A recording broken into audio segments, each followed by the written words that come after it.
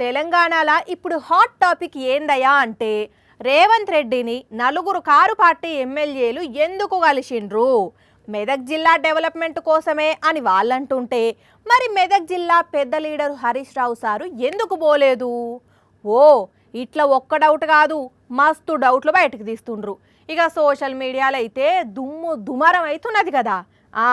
ఇవన్నింటికి పులి స్టాప్ పెట్టేందుకు మళ్ళా ఆ ఎమ్మెల్యేలే రంగంలోకి దిగిండ్రు. తెలంగాణలో ఇప్పుడు ఏం నడుస్తున్నదయ్యా అంటే సీఎం రేవంత్ను కలిసిన నర్సాపూర్ ఎమ్మెల్యే సునీత లక్ష్మారెడ్డి, దుబ్బాక ఎమ్మెల్యే కొత్త ప్రభాకర్ రెడ్డి, పటాన్చెరు ఎమ్మెల్యే మహిపాల్ రెడ్డి, జహీరాబాద్ ఎమ్మెల్యే మాణిక్రావు మీద చర్చ నడుస్తున్నది. ఇంతవరకు కారు పార్టీలున్న 39 మంది ఎమ్మెల్యేలు గలవంది వీళ్ళే పోయి ఎందుకు కలిసిండ్రు?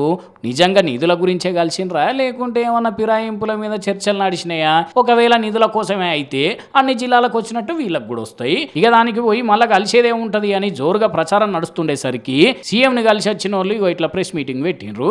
మా ప్రజలు కూడా అభివృద్ధిని కోరుకుంటా ఉన్నారు అన్న ఆలోచనతోనే మేము నిన్న వెళ్ళి కలవడం జరిగిందే తప్ప మరి పార్టీ మారేటువంటి ఆలోచన గాని మాకు లేదు. దాన్ని పెద్ద రాజకీయం చేసి పార్టీలకు వెళ్ళి పోతున్నారు. ఏమో అవుతుంది, ఎందుకు పోతామా మేము పార్టీ? కాంగ్రెస్ పార్టీ అంటే అది ఎండుకేల పార్టీ.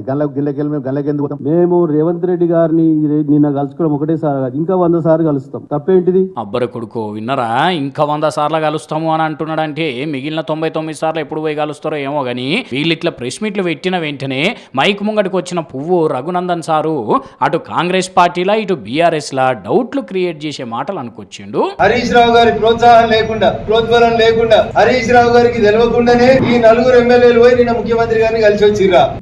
భలే ఫిట్టింగ్ పెట్టే మాటలని మాటకారి రగన్న అనిపించుకున్నాడు పోండి. అయినా ప్రతిపక్ష ఎమ్మెల్యేలు సీఎంను కలిస్తే తప్ప అనే పీఎంను సీఎంలు కలుసుడు, సీఎంను ఎమ్మెల్యేలు కలుసుడు కామన్ కదా. అంత మాత్రానికే పార్టీ మారుతారని అనుకుంటే ఎట్లనే? మరిగా వాళ్ళు ఏ ఉద్దేశంతో కలిసిండ్రో, అసలు రగన్న ఏ ఉద్దేశంతో అన్నాడో గానీ లోక్సభ ఎన్నికల ముందు రాజకీయాలు భలే రంజుగా తయారవుతున్నాయి.